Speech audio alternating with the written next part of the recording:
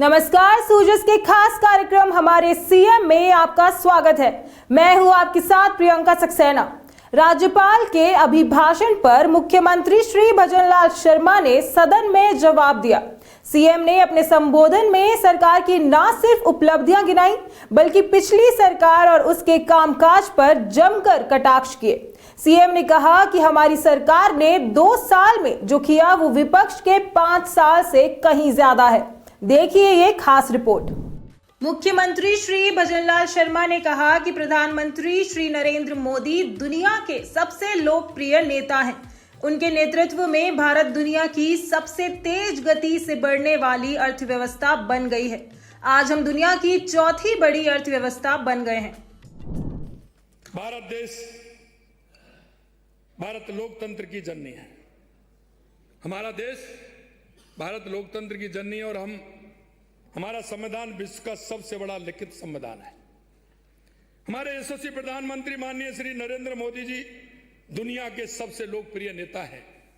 प्रधानमंत्री जी को मैं बधाई देता हूं कि उनके कुशल नेतृत्व में हमारे देश ने विकास, विश्वास और आत्मसम्मान का एक नया इतिहास रचा है।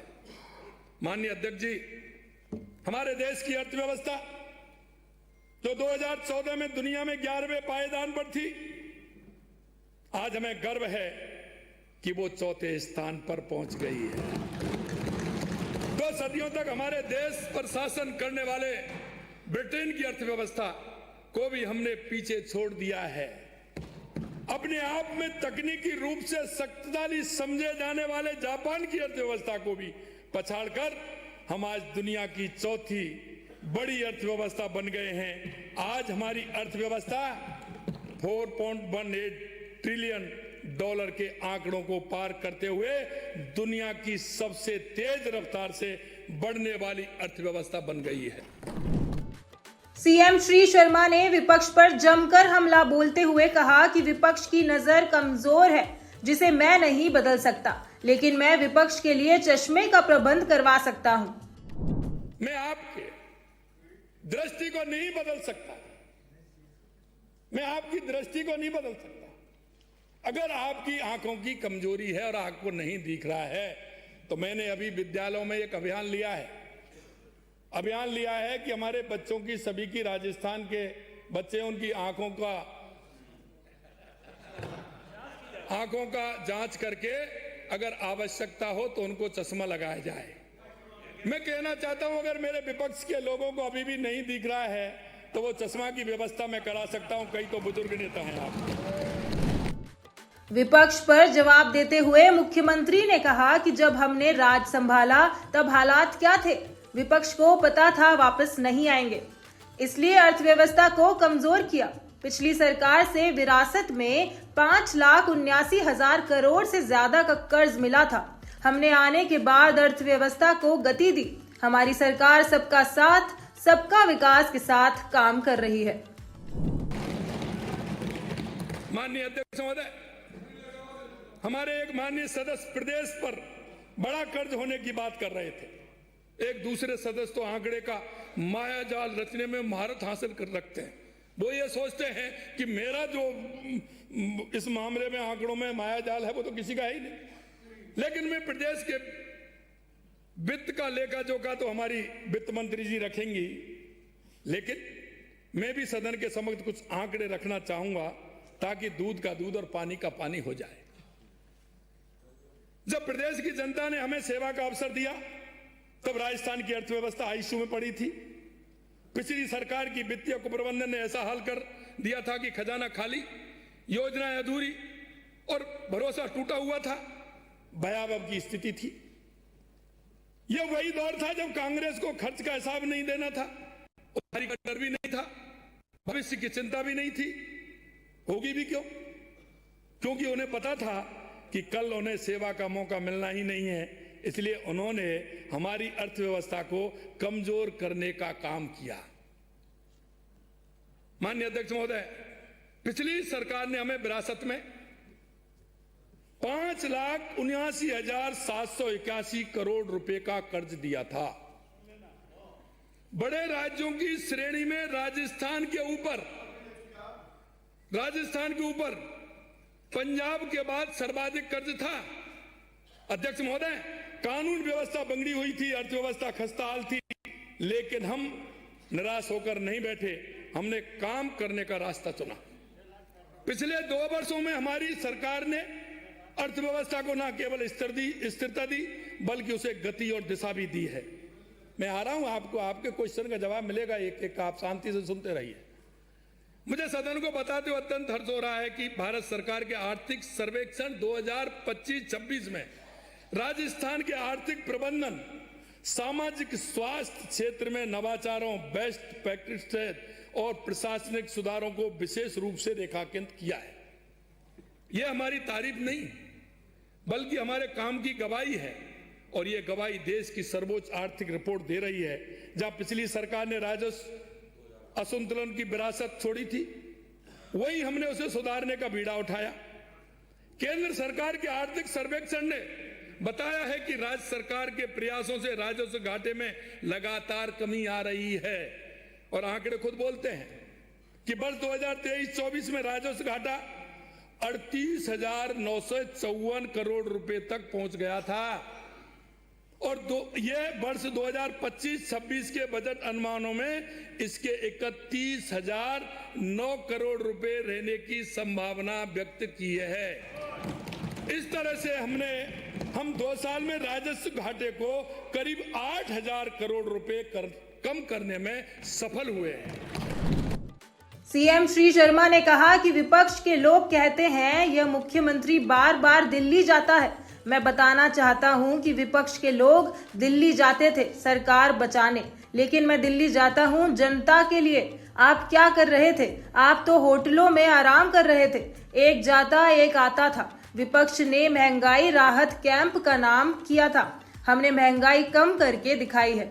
विपक्ष की सरकार के दौर में 15,803 करोड़ की राशि सहयोग के रूप में प्राप्त हुई थी, लेकिन जब डबल इंजन की सरकार बनी तो डबल सहायता राशि मिलने जा रही है। जो कभी कभी कहते हैं मुख्यमंत्री दिल्ली जाता है। अरे भाई, आप जाते थे सरकार बचाने को, मैं जाता हूं जनता की सेवा को, तो अंतर तो लगेगा ही लगेगा। मैं जाता हूं तो कुछ ना कुछ लेके आता हूं, वो लेने वाला प्रमाण भी आपको मैं बताऊंगा। आप क्या कर रहे थे? आप सिर्फ उन होटलों में आराम कर रहे थे। एक जाता एक आता, एक जाता एक आता, ये क्या था? और मैं जूली साहब को भी कहना चाहता हूं,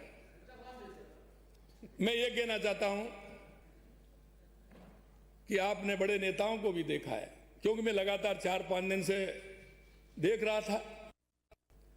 कोई भी कांग्रेस का नेता, आप चाहे बीजेपी के सीनियर नेता या विपक्ष में नेता रहे हो या बड़े नेता हो, वो कोई भी देख ले, स्थिति ये हो रही है कि सदन चल रहा है। चलो पहले मान लेते हैं कि होड़ थी ही, लेकिन अब तो वो होड़ भी नहीं है, वो भी समझ गए, वो भी बेचारे अब होड़ नहीं कर रहे हैं। लेकिन अब मैं देखता हूं कि सदन के नेता की मर्यादा क्या होनी चाहिए। मैं देखता हूं कोई भी प्रश्न करता है, से करे चाहे विपक्ष से करे, लेकिन आपको खड़ा होना है। अरे भाई, ये प्रतिपक्ष के नेता की कुछ मर्यादाएं होती हैं। अगर जब हम ही और आप दोनों ही कर लेते तो फिर वो सदन की क्या आवश्यकता थी? फिर तो एक तरफ आप बैठ जाओ, एक तरफ मैं बैठ जाऊं, फिर तो यही होता रहे। लेकिन मैं कहना चाहता हूं, हमारे वो युवा साथी आए हैं, बहुत अच्छा बोलते हैं, और मैंने तो उनको बुलाया, इधर से भी बुलाया उधर से भी बुलाया, अच्छा बोलते हैं। अरे उनका बैग खुलने दो, उनको प्रैक्टिस आने दो, उनको बोलने दो। आप आते हैं एक बात में, मैं खड़ा। अरे भाई, जब आपको वो अब स्प्रिंग लग रही हैं, जब पिछली सरकार में आपकी स्प्रिंग कहां थी? जो अलवर में घटना हो रही थी, उस पर भी आप नहीं बोले। मुख्यमंत्री ने सदन में कहा कि राजस्थान 11 जन कल्याणकारी योजनाओं में देश में प्रथम स्थान पर रहा है, 5 राष्ट्रीय योजनाओं में दूसरे पायदान पर रहा है। सरकार ने पानी, बिजली, रोजगार को लेकर रोड मैप बनाए हैं।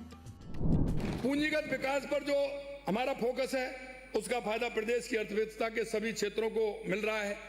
कृषि की बात हो या उद्योग की या हमारे सर्विस सेक्टर की, सभी में अच्छी वृद्धि होने से प्रदेश की अर्थव्यवस्था मजबूत हुई है। और राजस्थान को इस वित्तीय वर्ष में केंद्रीय करों में हिस्सेदारी के रूप में 90,445 करोड़ रुपए मिलेंगे।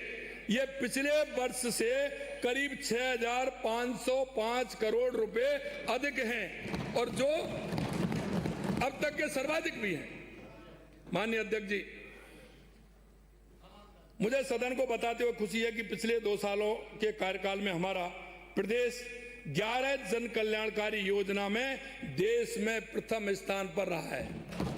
11 जन कल्याणकारी योजना में देश में प्रथम रहा है, 5 में दूसरे स्थान पर रहा है, 5 स्थानों पर दूसरे जगह रहा है और 9 स्थानों पर तीसरे स्थान पर रहा है। मुख्यमंत्री ने वीबीजी राम जी को लेकर निशाना साधते हुए कहा कि राम जी से मत लड़ो, राम शब्द पर हमारे मित्रों को आपत्ति है। तो उन्होंने जब यह कहा कि आप भाजपा वालों से लड़ लीजिए लेकिन राम से मत लड़िए और नहीं तो तुम्हारा साफ हो जाएगा, वो राम से लड़े बिना नहीं माने और आप देख रहे हैं स्थिति क्या हो रही है। और आज भी मैं कहना चाहता हूं, चाहे बीबीजी राम जो, चाहे राम जल सेतु हो, अरे भाई राम जी सबके रोम रोम में बसते हैं, इसलिए राम जी से मत लड़िए। लड़ने के लिए हम भी बहुत हैं, भाजपा से लड़िए, कोई चिंता की बात नहीं है। और अगर राम जी से लड़ोगे तो वहां की दुर्गति हुई है, यहां भी होने वाली है। और मैं आज कह रहा हूं 3 साल पहले कह रहा हूं, ये जो संख्या है ना, ये 1 2 इससे ज्यादा नहीं बढ़ेगी, ये लिख लीजिए आज, और आज की बात आएंगे जब हम करेंगे। मुख्यमंत्री श्री शर्मा ने ईआरसीपी और पानी की योजनाओं का जिक्र किया। पिछली सरकार ने जल जीवन मिशन को करप्शन की भेंट चढ़ा दिया, लेकिन हमारी सरकार लगातार हर घर को जल देने में जुटी है। अध्यक्ष जी, मैं दूसरी योजना पर आता हूं। वो योजना ऐसी है कि कांग्रेस ने दशकों तक उस योजना का फायदा लिया और कई नेता तो ऐसे थे, उन्होंने कोई पेपर नहीं, कोई वो नहीं, चुनाव से जाकर के पहले बताते हैं लोग वहां कि उन्होंने कह दिया कि मैं इसको लेकर के आ रहा हूं, इसका शिलान्यास होगा, इसका ये होगा, इसका वो होगा। अरे माननीय अध्यक्ष जी, अरे इतनी झूठ। लेकिन मैं कहना चाहता हूं आपसे, अगर इसमें सही रूप से काम किया तो हमारे पूर्व मुख्यमंत्री माननीय भैरव सिंह जी शेखावत साहब का सपना था कि राजस्थान को यमुना नदी का पानी मिले, लेकिन यमुना जल समझौता 1994 के पश्चात 30 साल के लंबे अंतराल के बाद राजस्थान को ताजेवाला हेड से अपने हिस्से का 577 MCM पानी नहीं मिल पाया। इस सदन के सदस्य और प्रदेश की जनता इस बात को अच्छी तरह से जानती है कि कांग्रेस ने यमुना जल के नाम पर शेखावाटी की जनता को दसों तक ठगा है। अपने राजस्थान में कहावत, आ रहा हूं, सारा कुछ बताऊंगा, आ रहा हूं। अरे माननीय सदस्य, अरे पूरा सुन लो। मैं आपके पास आ रहा हूं। अरे क्यों चिंता कर रहे हो आप साहब? ये शेखावाटी वाले कह रहे हैं, और मैं पहले भी कहा और आज भी कह रहा हूं, इन शेखावाटी वालों को पानी में ही पिलाऊंगा, आपको चिंता मत करिए, पानी आएगा, पानी आएगा। आप क्यों ले रहे हैं? आप तो ईआरसीपी आ रही है, आप तो उसका आनंद लीजिए, काहे के लिए कर रहे हैं? अपने राजस्थान में एक कहावत है, तुम भी ईआरसीपी में है, प्रतिपक्ष के नेताजी,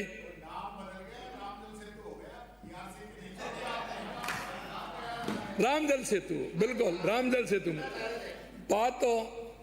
बातों रो बीरबल, काम रो की कोनी, कहावत है ना।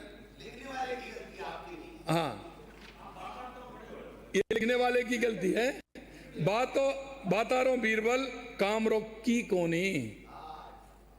शेखावाटी के कांग्रेस के एक दिग्गज नेता तो हर चुनाव में यमुना का पानी लाने का वादा कर चुनाव जीतते रहे, लेकिन एक बूंद पानी लाने का कोई प्रयास नहीं हुआ। लेकिन हमारी सरकार बनते ही हमने हरियाणा सरकार से समझौता भी किया। अब इस परियोजना की डीपीआर का कार्य अंतिम चरण में है। पाइपलाइन के अलाइनमेंट का सर्वे पूर्ण कर लिया है, प्रस्तावित अलाइनमेंट फील्ड वेरिफिकेशन किया जा चुका है। मुख्यमंत्री श्री शर्मा ने कहा कि प्रधानमंत्री श्री नरेंद्र मोदी ने जल जीवन मिशन की अवधि को बढ़ाया है। हम राजस्थान में जल जीवन मिशन के तहत हर घर नल का संकल्प पूरा करेंगे। हमारी सरकार ने प्रवासियों को कर्म भूमि से जन्म भूमि तक जोड़ने का काम किया है। सूज स्पेशल में फिलहाल के लिए इतना ही। फिर मिलेंगे किसी और खबर के साथ। तब तक के लिए देखते रहिए सुजस समाचार। हमारे चैनल को लाइक, सब्सक्राइब और शेयर करना ना भूलें। शुक्रिया।